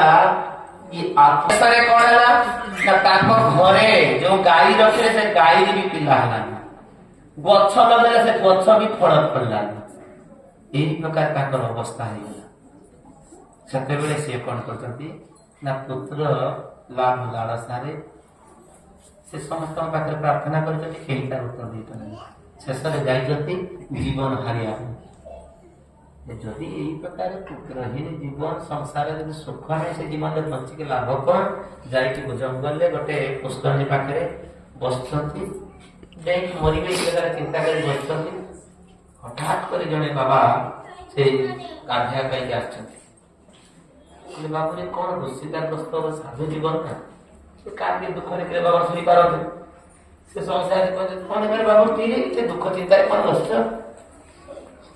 साधु को जन एक पचास मैंने कांदुआ व्यक्ति ताकू जो पकई दि जाए से आरंभ कर कांदिया भोग भोग कर कांदिक पाद तले कौन है कौन है ना आज्ञा मोर जीवन तो संतान नहीं आ संतान ही जीवन ताठू दुखमय जीवन आ कौन रही एमती दुख रेख नहीं गाई भी एते दुख या दुख कथा मैं कौन कर बाबा जी टे अनेक कहले बाबू रे तोर गोटे जीवन नुह तोर 7 जीवन पर्यंत तोर संतान ना हाँ से जहाँ कांदुला तार 4 गुणा बढ़िया बुझा सीधा कान तले पड़ चिंता कले कौन जी 7 जीवन कथा मोर देखी पार्छ मत सी गोटे जीवन किसी ना किसी व्यवस्था कर पाद तो छाड़े बुझी आप किसी ना किसी व्यवस्था कर आप साधु आप जर जीवन भक्तर यही प्रकार नाना प्रकार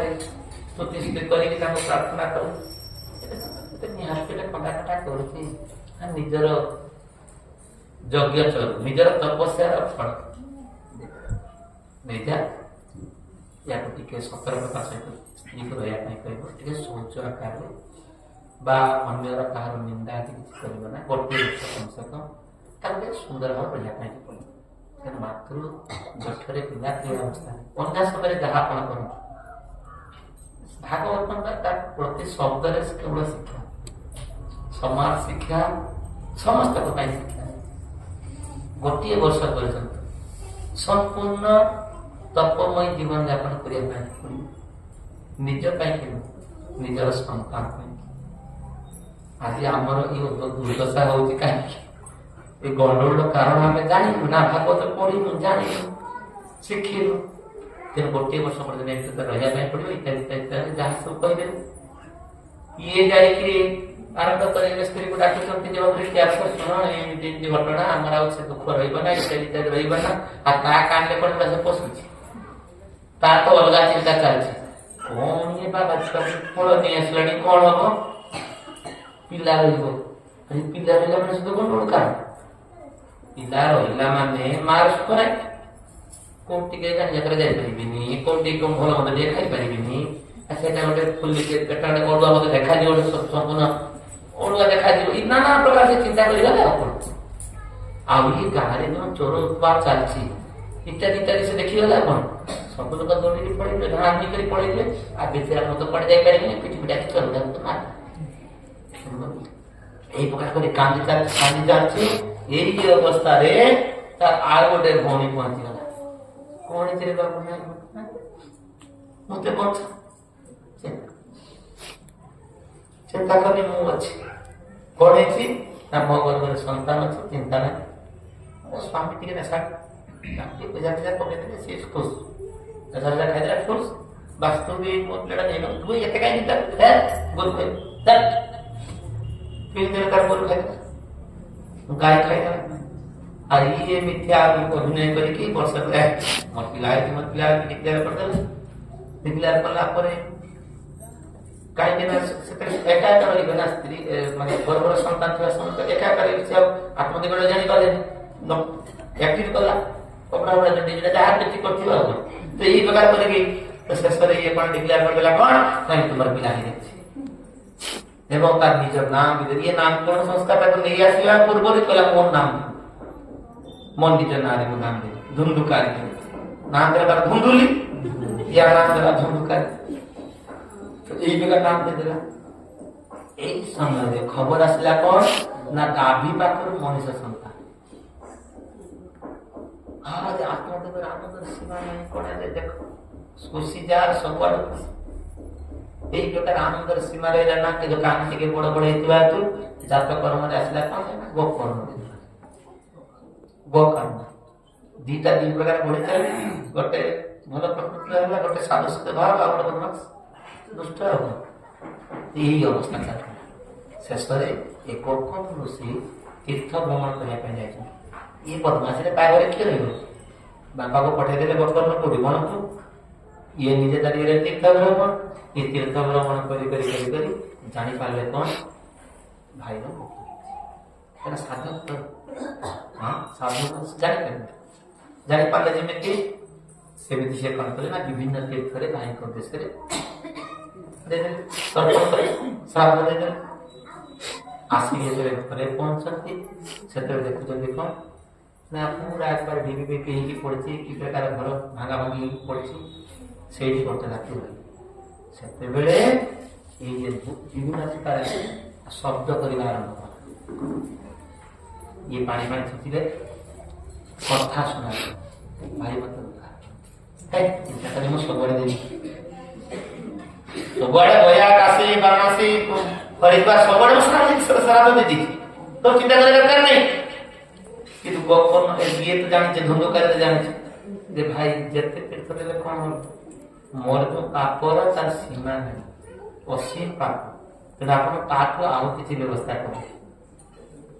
ଆରେ ଏତେ ଶ୍ରାଦ୍ଧ ଶାନ୍ତି ବୋଲି କିଛି ହେଲା ନା ତାପରେ ଖୋଜିଲେ କଣ କରିବା ଦରକାର କଣ କରିବା ଦରକାର କଣ କରିବା ଦରକାର। ଯାହାକୁ ପଚାରିଲେ ସେ ଗୋକର୍ଣ୍ଣରୁ ସେ ପଚାରୁଛନ୍ତି ଅନ୍ୟକୁ ଯିଏ ସବୁଥିର ବେଦବିଦ୍ ବିଦ୍ୱାନ ତାକୁ ସମସ୍ତେ ମାନନ୍ତି। ସିଏ ଯଦି ଅନ୍ୟ କାହାକୁ ପଚାରିବେ କିଏ ତାର ଉତ୍ତର ଦେବ କେହି ଉତ୍ତର ଦେବେ ନା। ଶେଷରେ ନିଜର ତପ ବଳରେ ସୂର୍ଯ୍ୟଙ୍କର ଗତିବିଧି ସୂର୍ଯ୍ୟଙ୍କର ଗତିବିଧି ଅଟକି ଦଉଛନ୍ତି। ସେତେବେଳେ ସୂର୍ଯ୍ୟଦେବ କହୁଛନ୍ତି କଣ ଯେ ଅମର ପୁରାଣ ଭାଗବତ ପାଠ ଏ ଭାଗବତ ପାଠ କଲେ ତମର ସବୁ ଶିଖେ। ଭାଗବତ ପାଠ କରିବା ବସିଗଲେ ଏ ଭାଗବତ ପାଠ ହଉଛି ଇଏ ଇଏ କଣ କରୁଛି ନା ଭାଗବତ ଶୁଣିବା ପାଇଁ ବି ଅନେକ ଲୋକ ପଳେଇ ଆସନ୍ତି। ଭାଗବତ ପାଠରେ କାହାକୁ ନିମନ୍ତ୍ରଣ ବା ଏଡଭର୍ଟାଇଜ କରିବା ଦରକାର ନାହିଁ।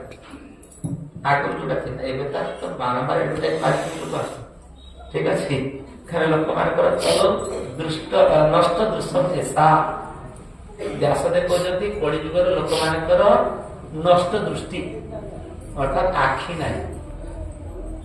ସେ ପୁରାଣ ସୂର୍ଯ୍ୟକୁ ଦେଖିବ ବା ଭାଗବତ ଆଦି ଶ୍ରବଣ କରିବ ତାର ସେ ଶକ୍ତି ହିଁ ନାହିଁ। ସେଇଥିପାଇଁ ଭଗବାନ କଣ କଲେ ନା ପୁରାଣ ଅର୍କ ଅଧୁନାଦିତ ପୁରାଣ ରୂପରେ ନିଜକୁ ପ୍ରକାଶ କରିଛନ୍ତି। ଏହି ପ୍ରକାର ଯେତେବେଳେ ଭାଗବତ ପ୍ରକାଶ ପାଇଲେ ଇଏ ଧୁନ୍ଦୁକାରୀ ଶୁଣିଲା। କୋଉଠି ବସି? ଶୁଖିଲା ବାଉଁଶରେ ବସି, କଚାରେ ତ ବସି ପାରିବ ନା। ଶୁଖିଲା ବାଉଁଶରେ ବସିଛି। ପ୍ରତିଦିନ ଗୋଟେ ଗୋଟେ ଗଣ୍ଠି ଫାଟିଯାଏ। 7 ଦିନ 7ଟା ଗଣ୍ଠି ଫାଟିଗଲା। ଦିବ୍ୟ ରୂପ ଧାରଣ କଲା। ଚିତ୍ ଜଗତର ସବୁ ବିଷ୍ଣୁ ପାର୍ଷଦ ମାନେ ଆସିଛନ୍ତି ପାଲିଟି କାନ୍ଧେଇବା ପାଇଁ କି। ଗୋପରୁ ଦେଖୁଛି ଯେ ଆଶ୍ଚର୍ଯ୍ୟ ତମେ ସବୁ କିଏ ନବା ପାଇକି ଆସିଲେ? ଏତେ ବଡ ମହାନ ଭାଗବତକୁ ନବା ପାଇକି ଆସିଲେ। ଇଏ ଭାଗବତ କେବେଠୁ ହେଲା? ଭାଗବତ ଶୁଣି ତ ତାପରେ ଘଟଣା ଘଟିଥିଲା। ହଁ, ତାପରେ ଘଟଣା ହେଇକି ଘଟିଥିଲା। ଗୋପନକୁ ଜାଣି ମୁଁ କହିଲି ମୋ ପାଇଁ ଏଠି ଯେତେ ସବୁ ବସିଛନ୍ତି ସବୁ ପୁଣ୍ୟାତ୍ମା ବସିଛନ୍ତି, ତାଙ୍କ ପାଇଁ ରଥ ନାହିଁ। ପାପୀ ତାର ପାଇଁ ରଥ ନିଏ। ତ ସିଏ ସେଇ ଶ୍ରବଣର ବିଧି କଟେ ପଠନର ବିଧି କହିଛନ୍ତି ଯେ ଇଏ ସେଇ ପ୍ରକାର ଶ୍ରବଣ କରନ୍ତି, ସେଇଥିପାଇଁ ତା ପାଇଁ ରଥ ଆସିଛି। ଆପଣ ସେଇ ପ୍ରକାର କରନ୍ତୁ, ଆପଣ ଆସିବେ। ପୁଣି ପର ବର୍ଷରେ ସେମାନେ ବାହାରିଲେ। ମୋର କଥା ପଡ଼ିଯାଉଛି କଣ ଯେ ଏ ଯେ ଭାଗବତ ପାଠ କଲେ ଯେ ଜୀବନର ପରିପୂର୍ଣ୍ଣତା ଲାଭ ହେଇଥାଏ। ତାର କେତେ କେତେ ସବୁ ଉଦାହରଣ। ଇଏ ତ ତାର ଭାଗବତ ମାଧ୍ୟମରେ ପ୍ରଥମ କଥା ହଉଛି ଯେ ଏତେ ବଡ ପାପୀ ଯେ ସମସ୍ତ ତୀର୍ଥରେ ଅବଗାହନ କରି ସମସ୍ତ ତୀର୍ଥରେ ତାଙ୍କ ଉଦ୍ଦେଶ୍ୟରେ ପିଣ୍ଡ ପାଣି ଆଦି ଦାନ କଲା ପରେ ବି ଯାହାର ପାପର ସଂଖ୍ୟା ଟିକେ ବି କମିନି। କେବଳ ଭାଗବତ ଶ୍ରବଣ ଦ୍ୱାରା ତାର ସମସ୍ତ ପାପର ମୁକ୍ତ ହେଇ ଭଗବତ ପ୍ରତ୍ୟାଗମନ କରୁଛି। ସେଥିପାଇଁ କି ଏ ଶ୍ଲୋକରେ କହୁଛନ୍ତି ନା ଜୀବନ୍ତି ଯେ ଭାଗବତ ଆତ୍ମନା ସତାମ କଥା ମୃତ ଶ୍ରବଣ କୁଟେଷୁ ସମ୍ଭୃତ ପୁନାନ୍ତି ତେ ବିଷୟ ବିଦୂଷିତା ସ୍ୱୟଂ ବ୍ରଜନ୍ତି ତଦ୍ ଚରଣ ସରରୋହନ୍ତିକମ୍ ବ୍ରଜନ୍ତି ତଦ୍ ଚରଣ ତାଙ୍କ ଚରଣ ରେଣୁ ପାଇବାରେ ସେ ହକଦାର ହେଇଯାଆନ୍ତି। ଭଗବାନଙ୍କର ଚରଣ ଯିଏ ଭାଗବତ ଶୁଣି, ସେଥିପାଇଁ କି ଭାଗବତ କୁହାଯାଇଛି କଣ? ନିତ୍ୟ ଭାଗବତ ସେବୟା। ସପ୍ତାହ ଭାଗବତ ସେବୟା କୁହାଯାଇନି ବା এই 7 ଦିନକୁ ଥରେ ୱିକେଣ୍ଡ ଭାଗବତ ସେବୟା କୁହାଯାଇନି। ଯଦି କୁହାଯାଏ ମାନେ ପ୍ରତିଦିନ ଯଦିଓ ନିତ୍ୟ ଶବ୍ଦର ଅର୍ଥ ହଉଛି ତାକୁ ଗୋଟେ ବିଭୂତିଗତ ଅର୍ଥ ହଉଛି ସବୁ ସମୟରେ ତଥାପି ପ୍ରତିଦିନ ଯଦି ଆମେ ଏ ଭଗବାନଙ୍କର କଥା ଶୁଣିବୁ କାହିଁକି ନା ଭଗବାନ ଯଦି ଅପୌରୁଷେୟ କୌଣସି ବ୍ୟକ୍ତି ବିଶେଷ ଭଗବାନ ନୁହେଁ। ମନୁଷ୍ୟ ଦେହ ଧାରଣ କରିକି ଆସନ୍ତି, ତା ଅର୍ଥ ନୁହଁ ଭଗବାନ ମନୁଷ୍ୟ। ସେଇଥିପାଇଁ ତ କିଛି କିଛି ନିରାକାରବାଦୀ କହନ୍ତି ଭଗ ରୂପ, ଭଗବାନଙ୍କ ରୂପ ନାହିଁ। ଭଗବାନଙ୍କର ଜାଗତିକ ରୂପ ନାହିଁ। ଜାଗତିକ ରୂପରେ ଭଗବାନ ଆସନ୍ତି ଜଗତ। ଯାଇ ହୋକ ଏଟା ଅଷ୍ଟମ ସ୍କନ୍ଦ ଭାଗବତରେ କିଛି କିଛି ଶ୍ଲୋକ ସେମାନେ ଦେଇଥାନ୍ତି। এই যে ଗଜରାଜଙ୍କର ପ୍ରାର୍ଥନା ଅଷ୍ଟମ ସ୍କନ୍ଦ ପଢି ପଢି ପଢି ପଢି ଆମେ ସବୁ ବୁଝିପାରିବୁ ଧୀରେ ଧୀରେ। ନହେଲେ ନା କହିଲେ ବୁଝେଇବ, ଖାଲି ଗୀତ ଗାଇଲା ଭଳିଆ ହେଇଯିବ। ଠିକ ଅଛି, ତେଣୁ ଭାଗବତଙ୍କୁ ଆମେ ପ୍ରତିଦିନ ଆମକୁ ଅଧ୍ୟୟନ କଲେ ହବ କଣ?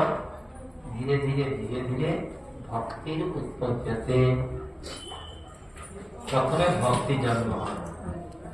ଭକ୍ତି ମାନେ ସେବା ଭାବ, ସେବା କରିବାକୁ ଆନନ୍ଦ ଲାଗେ।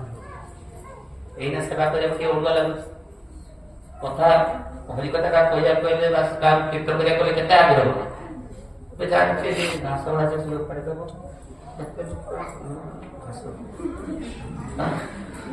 ସ୍ୱାଭାବିକ ଗଡ଼ଗଡ଼ ଆସୁଛି ନା ନାଇଁ? ହର କଥା ଶୁଣୁଛି ବା କୀର୍ତ୍ତନ କରୁଛି, ଠିକ ଅଛି। କାରଣ ସେଇ ସେବା ସେବା ଭାବରେ ଆନନ୍ଦ ଆସିବ। ସେଇ ସେବାରେ କୋଉଟା ମୁଖ୍ୟ ସେବା କୋଉଟା ଗୌଣ୍ୟ ସେବା ସେଟା ବିଚାର ଆସିବ। ଯେ ସେବା ମାନେ କଣ ଭଗବାନ ଦେଖନ୍ତି ନା, ଭଗବାନ କେତେ ଦେଖନ୍ତି ନା ଇଏ ପାଠକ ୟା ପାଇଁ ଟିକେ ଉଚ୍ଚ ଆସନ ଅଛି, ଇଏ ବହୁତ କଥା ମୋ କଥା କହିଛି, ଆଉ ଇଏ ଖାଲି ପୁଛାପୁଛି କରିଛି, ୟା ପାଇଁ ନାହିଁ। ଆରେ ଭଗବାନଙ୍କ ପାଖରେ ସବୁ ସେବା ସମାନ। ବରଂ ଯିଏ କମ ସେବା କରୁଥିବ ଲୋକର ଦୟା କାହା ପ୍ରତି ଥାଏ। ଯୁଆଡେ ଝାଡୁ ଝାଡୁ ମାରିଥାନ୍ତି ସେମାନେ ମାଗିଦେବେ, ଲୋକ ସଙ୍ଗେ ସାଙ୍ଗେ ପଇସା ବକ୍ସିସ ବି ଦେଇଦେଉଛି, ଦରମା ବି ପାଉଛନ୍ତି ଟ୍ରେନରେ। ଦେଖୁଛ ନା ପଛରେ ପଇସା ଆସିବା ପହଞ୍ଚାଇ ନା ଆଜ୍ଞା ଆମେ କେତେଟା କରୁଛୁ ଇଏ କରୁଛୁ, ତ ତାକୁ ଏକରେ ସେଠୁ ବି ପାଉଛି, ଯେହେତୁ କମା ସେବାଟା କରୁଛି ଏଠୁ ବି ପାଇଯାଉଛି। ଅତଏବ ଏ ସେବା କ୍ଷେତ୍ରରେ ଯିଏ ଯେତେ ନଗଣ୍ୟ ସେବା କରିପାରେ ଭଗବାନଙ୍କ ଦରକାର, ଭଗବାନଙ୍କର ସେ ସେତେ ପ୍ରିୟ ହେଇପାରେ। କିଏ କହିଲା ଭୂତ ବୋଲେ ବାସ୍ ଏଇଟା ଫଟୋ ଚାଲିଥିବ ମୋର ଚାଲିଥିବ, ଏଇଟା ହଉଛି ମୁଖ୍ୟ ସେବା ନା। ଭଗବାନଙ୍କ ପାଖରେ ସବୁ ସେବାଟା ଆଉ ଭଗବତ ରାଜ୍ୟରେ ସେଠି ତ ଗଲେ ଆଉ ପ୍ରବଚକର ସ୍ଥାନ ନାହିଁ। ସେଠି ତ କରିବାରେ ଯେ ମୁଁ ଏଠି ବି ପ୍ରବଚନ ଦେବି, ସେଠି ବା ଏକମାତ୍ର ଈଶ୍ୱର କୃଷ୍ଣ, ଆଉ ସବୁ କଳେ ବସିଥିବେ। ସେଠି ତ ଏମିତି ଚିଆ ହବନି, ବ୍ୟାସ ସତ୍ୟ ହବନି। ତ ସେଇଥିପାଇଁ କି ଦେବତା ମାନେ କହୁଛନ୍ତି ନଯତ୍ର ବୈକୁଣ୍ଠ କଥା ସୁଧା ଅପଗା, ଯେ ଯୋଉଠି ଭଗବାନଙ୍କର କଥା ସୁଧା ନାହିଁ, କଥା ଅମୃତମୟୀ ଭଗବାନଙ୍କର ବାଣୀ ବା ଅମୃତମୟୀ ଭଗବାନଙ୍କର ଜୀବନ ଚରିତ୍ର ଯୋଉଠି ବର୍ଣ୍ଣନା ନାହିଁ, ନଯତ୍ର ବୈକୁଣ୍ଠ କଥା ସୁଧା ପଗା, ନଯତ୍ର କଥା ଖଗା ମହୋତ୍ସବା, ଯେ ଯୋଉଠି ଭଗବାନଙ୍କର ମହୋତ୍ସବ ଜନ୍ମ ଉତ୍ସବ ଏକାଦଶୀ ବ୍ରତ ଉପବାସ ବା ଜନ୍ମଦିନ ଆଦି ଯୋଉଠି ନାହିଁ, ସୁରେଶ ଲୋକତି, ହେ ଭଗବାନ ଯଦି ସେଟା ଇନ୍ଦ୍ରର ସିଂହାସନ ବି ଯଦି ହେଇଥାଏ ନ ସୈସବ୍ୟତା, ସେଟା ଆମର ଦରକାର ନାହିଁ। ତେଣୁ ଆମକୁ ଆପଣ କୃପା କରନ୍ତୁ, ଯଦି ଆମ ପ୍ରତି ଆପଣ ପ୍ରସନ୍ନ ହେଇଛନ୍ତି ତାହେଲେ ଆମକୁ ମର୍ତ୍ତ ଲୋକରେ ଭାରତ ବର୍ଷରେ ମନୁଷ୍ୟ ସ୍ୱର୍ଗ ଦିଅନ୍ତୁ।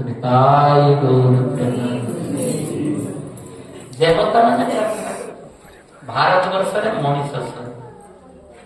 ଆମର ପ୍ରାର୍ଥନା ଭଗବାନ ପାଖରେ କଣ ପଡିଛି, ଟିକେ ଖାଲି ଖାଲି ବିଷୟଟା ଲଗେଇ ଦିଅନ୍ତୁ ଭଗବାନ, ଆଉ ସେଟା ଆପଣଙ୍କର ଆଉ ଚିନ୍ତା ନାହିଁ, ସବୁ ସେବା ତ ମୁଁ କରିବି, ମନ୍ଦିର ଚଲେଇବି, ସବୁ କିଛି କରିବି।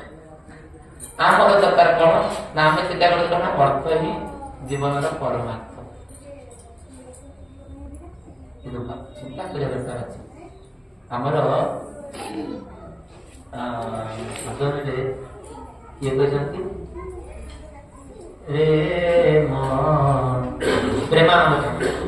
ପ୍ରେମାନନ୍ଦ ଠାକୁର କହିଛନ୍ତି ଯେ ଭାରତ ବର୍ଷରେ এই যে ମଣିଷ ଜନ୍ମ ଆମେ ଲାଭ କରିଛୁ, ଯଦି এই ଜୀବନରେ ଯଦି ଆମେ ଉଦ୍ଧାର ନ হব, ଭାରତ ভূমিতে মনুষ্য জন্ম আর কি এমন হবে যে আর কোন দ্বিতীয় থর আমি সুযোগ পাইব। তেণু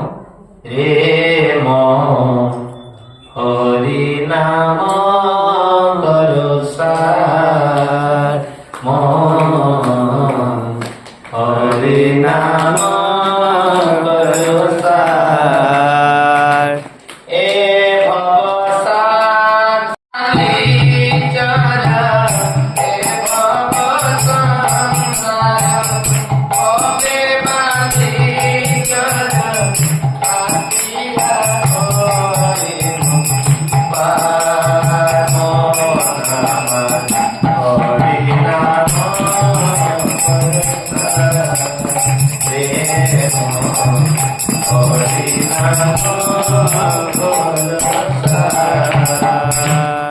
তো এই যে প্রেমানন্দ ঠাকুর প্রশ্ন করলেন, রে মন হরি নাম জীবନରେ হরিনামটাକୁ ସାର କରିବା ପାଇଁ, ଆଉ ହରିନାମ କରୁଥିବା ବ୍ୟକ୍ତି ପକ୍ଷରେ କଣ ହବ, এই যে ভব সমুদ্র, এই ভব সংসার অর্থাৎ এই যে দুস্তর সংসার, এথুর উদ্ধার হওয়া সহজ কথা নয়। সংসারে ঘরে জীব পড়িলা মানে ये माया मोह कटेकी आसवा ये किसी भाग्यवान थांती धाँ धुई करके पड़ी आसते केते पूर्व पूर्व जन्मर स्वीकृति रही बोले संसार जो माया कटेकी आसवा बा संसार जो माया मुक्त हवा एते सहज नह एते सहज नह कम से कम संसार माने शरीर अच्छी माने सी संसार ये शरीर माया में जो मुक्त हवा लोक सब छाड़ कि शरीर माया मोह छाड़ी पार ताकू छाड़ी पार किसी काजल भितर भितर बुझे बाबा जी ये कमी हरिनाम सार हरिनाम कले लाभ कौन हम ये भव संसार ये दुष्टर संसार हबे बालिचा ये बड़ समुद्र भव समुद्रटा बाली चढ़ा आ बाली चढ़ारे किसी असुविधा नहीं आटिया नौकारे गले भी विपद फुलरे गले भी विपद बालेश्वर उठी बोला चुली तो समुद्र विपद रही किंतु चाली गले तो किसी नहीं हाटिया है विपद धर्म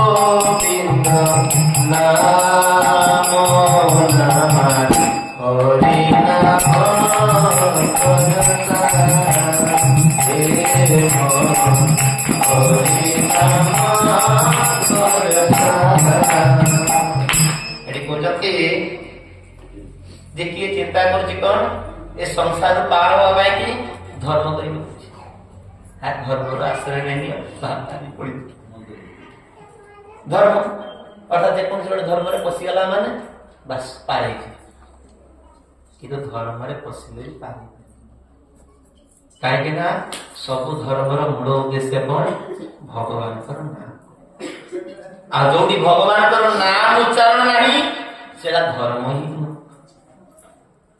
धर्म कि ज्ञान न कर धर्म कर्म संसार सब कर्म भी ना आम जब कर्तव्य कर्म न कर ड्यूटी आम कर्तव्य कर्म कर जीवन में सत आचरण करुचु गोटे पैसा तार मारी खाए मुझे परिश्रम कर फल ही पाऊँ कर्म जो गुरुत्व दौचु कि कर्म भी डिमेरिशन रही कहीं ना आम 100% कर्म कर गथर रिमाइंड सरकार प्रत्येक चाकरिया को 1000-1500 टका कर दिनटा तार पड़ुछि 30,000 टका इजिली दउछि जे कोन चाकरी किंतु सी केते कहि परिबो ना हाथ रखि हृदय जे मु 1000 टका काम करछि शिक्षक हो बैंक वाला जीए हो केते बड़े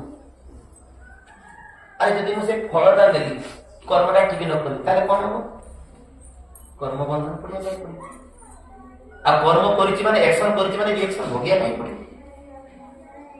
तले कि धर्म कर्म जप तप ए जप ए तप ज्ञान जोग जाग ध्यान ये किछि चले जप परिणाम पर्यंत आम न करिछु ये जेकोसी अन्य मंत्र जहा किछि कर मंत्र जे मन को तारण कर मन विभिन्न आवर्जना को नष्ट कर किंतु हरिनाम महामंत्र महामंत्र मंत्र निर्दिष्ट स्वर रे समय रे एवं आसन रे मंत्र उच्चारण करा गायत्री आदि मंत्र उच्चारण करिया पहले निरला निर्मल जगह दरकार तार समय अच्छी यही समय मंत्र उच्चारण कले बेसी फलप्रसू मंत्र কিন্তু ମହାମନ୍ତ୍ର କିଛି ନାହିଁ।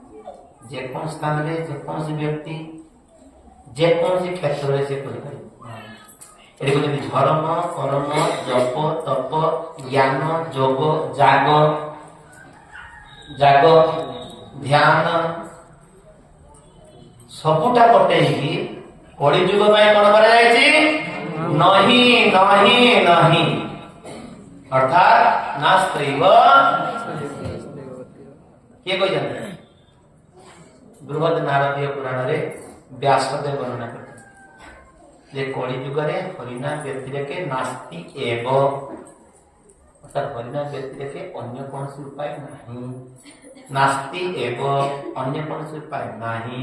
ନାସ୍ତି ଏବ ଅନ୍ୟ କୌଣସି ଉପାୟ ନାହିଁ। ନାହିଁ ନାହିଁ ନାହିଁ କଲିତେ କେବଳ ଉପାୟ ଗୋବିନ୍ଦ ନାମ ହରି ନାମ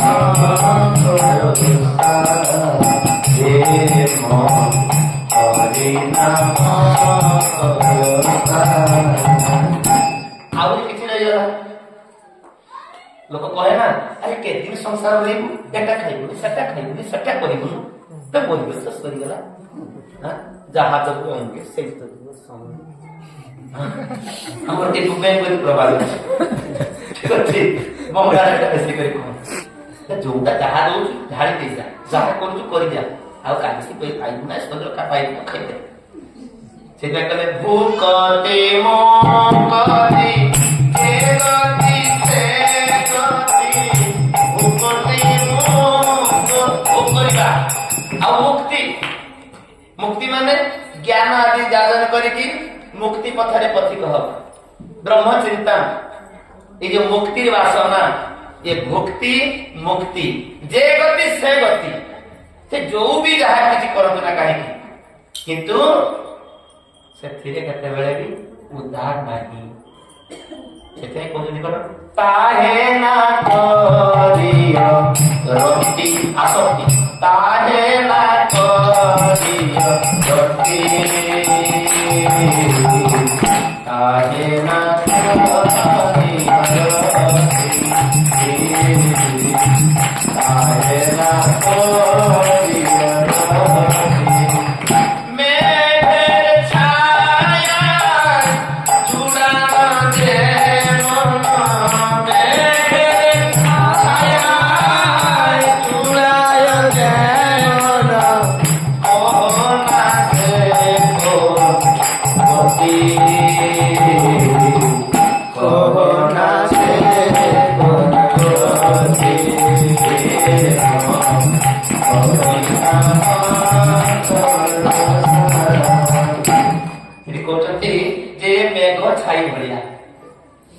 ଭକ୍ତି ମୁକ୍ତି ଏ ଯାହା ଯାହା କହୁଛନ୍ତି, ଯେମିତି ମେଘ ଛାଇ ହେଲେ ଖରାପ ଦୋଷ ରହୁଛି, ମେଘ ଛାଇଟା ଆସିଲା,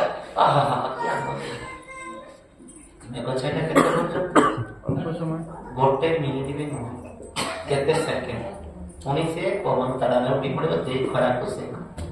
ଅର୍ଥାତ୍ ଭକ୍ତି କରନ୍ତୁ ମୁକ୍ତି କରନ୍ତୁ, ଭୋଗ କରନ୍ତୁ ପୁଣି ଜନ୍ମକୁ ଆସିବା ପାଇଁ ପଡ଼ିବ, ମୁକ୍ତି ଲାଭ କରନ୍ତୁ। ଯଦି କେତେବେଳେ ଯଦି ବାଇଚାନ୍ସ ଲାଗିଯାଉଛି ବ୍ରହ୍ମଜ୍ୟୋତି, ପୁଣି ସେଠୁ ଫେରି ଆସିବା ପାଇଁ ପଡ଼ିବ। ଏଇଟା କୁହାଯାଉଛି ମେଘ ଛାଇ, ଅର୍ଥାତ୍ ପରମାନେଣ୍ଟ ସୁଖ ନୁହଁ, ପରମାନେଣ୍ଟ ସୁଖ ନୁହଁ। ସେଥିପାଇଁ କହୁଛନ୍ତି ଯେ କହୁନା ସେ କଣ ଗତି, ଅତଏବ ବଦନ ହରିଆ ହରି ହରି ବଦ, ବଦନ ହରିଆ ହରି ହରି ବଦ, ଏ ମନ ସୁଲଭ କবে, ଏ ମନ ସୁଲଭ କবে, ଏ মন সুলভ কবে। ভারত ভূমিতে মনুষ্য জন্ম, ভারত ভূমিতে মানুষ জন্ম, আর কি মন হবে, আর କି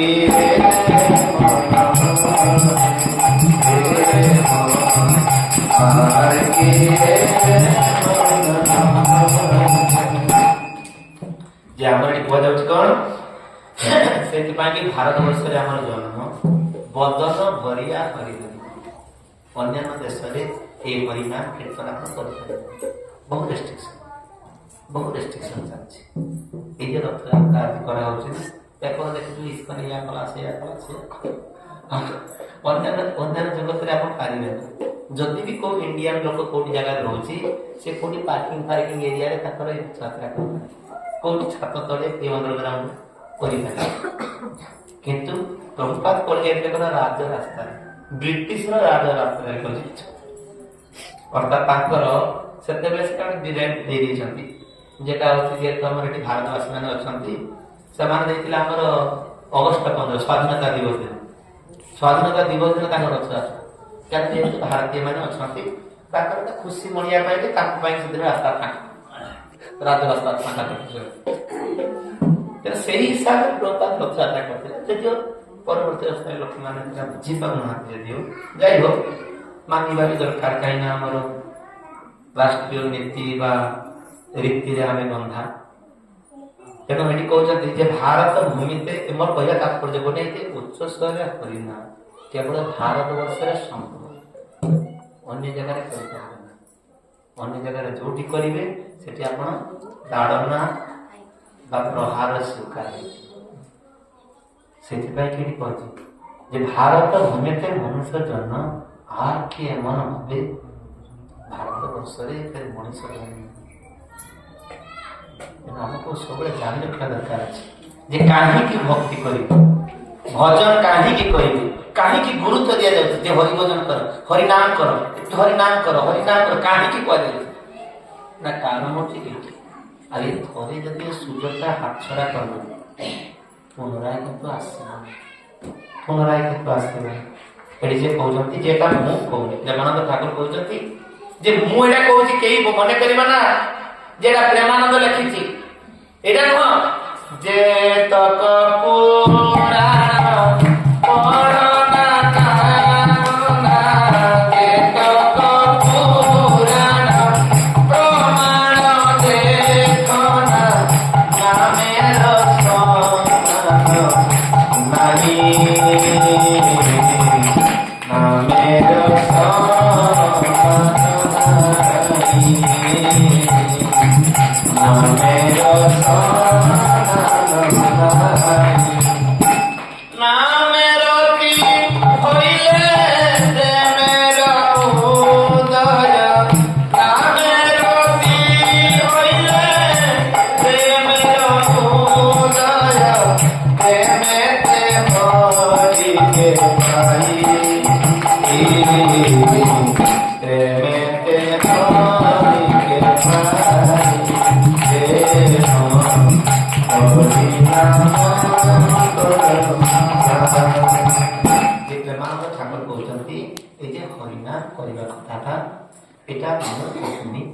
ସମସ୍ତ ପୁରାଣର ହେଉଛି ସାର ବେଦ ବେଦାନ୍ତ ଉପନିଷଦ ସବୁଥିରେ ଆମେ ଦେଖିବୁ ଏଇ ହରିନାମ ଉପରେ ବେଶୀ ଗୁରୁତ୍ୱ ଦିଆଯାଉଛି ଆଉ ଥରେ ଯଦି ନାମ ପ୍ରତି ଯଦି କାହାର ଆସକ୍ତି ହେଇଗଲା ନାମେ ରଖି ହଇଲେ ପ୍ରେମେ ରହୁଛ ଯଦି କାହାର ନାମ ପ୍ରତି ଆସକ୍ତ ହେଇଗଲା କେହି ତାହେଲେ ତାର ଜୀବନୀ ସାର୍ଥକ ହେଇଯାଇଛି ତାର ଜୀବନ ସାର୍ଥକ କିନ୍ତୁ ନାମ ପ୍ରତି ଆସକ୍ତ ହବାଟା ହଉଛି ମୁଖ୍ୟ ଜିନିଷ ସେଇଥିପାଇଁ କି ବାରମ୍ବାର ଜିଦ୍ କରିକି ଯେମିତି ଛୋଟ ପିଲାକୁ ସ୍କୁଲ ଯାଇଛୁ ନା ସେ ଯିବାକୁ ଚାହିଁବେ ନା ପିଟି ପୁଟାକି ସେଇ 5 ଭିତରେ ଭରିଥିବେ ଗାଡି ଫାଡି ସବୁ ଚାଲିଛି ନା ତା ଭିତରେ ଭରିଥିବେ ତାପରେ ଠିକ 2-3 କ୍ଲାସ ହେଇଗଲା ପରେ 3-4 କ୍ଲାସ ହେଇଗଲା ପରେ ଆଜି ଯିବା ଦରକାର ନାହିଁ ଆଜି ଘରେ ରହ ସେ ରହିବ ନା ସେ ଯୋଉ ଧାଇଁ ଭାଗି ଯିବ ସେଠି ଯାହା ମିଳୁଛି ଏଠି କଣ ଇଏ କେହି ଗୋଟେ ସାଙ୍ଗ ଫାଙ୍ଗ କେହି ନାହିଁ ମାକୁ ଡାକିଲା ବେଳକୁ ସେ ତା କାମ କରୁଛି ବାପା ତ ତା କାମ କରିବ କାହା ପାଖରେ ରହିବି ଏଠି ସେଠି କେତେ ସାଙ୍ଗ ସାଥି କେତେ କଣ ଇଏ ଫ୍ରେଣ୍ଡ ସେ ଫ୍ରେଣ୍ଡ ହେଇଗଲା ନା ତ କଥା ରହୁଛି କଣ ଏଇ ବ୍ରହ୍ମାଣ୍ଡଟା ସେଠି କହୁଛନ୍ତି ଥରେ ନାମର ରତି ହବାଟା ହଉଛି ମୁଖ୍ୟ ଜିନିଷ ସେଇଥିପାଇଁ କି ଶେଷରେ କହୁଛନ୍ତି କଣ শ্রবণ কীর্তন কর অনুচরণ, শ্রবণ কীর্তন কর অনুচরণ, অসৎ কাজ ছাড়ি, অসৎ কাজ ছাড়ি, অসৎ কাজ ছাড়ি। ওরে প্রেমানন্দ মানস জনম, ওরে প্রেমানন্দ মানুষ জনম সফল কর হরি, হরি নাম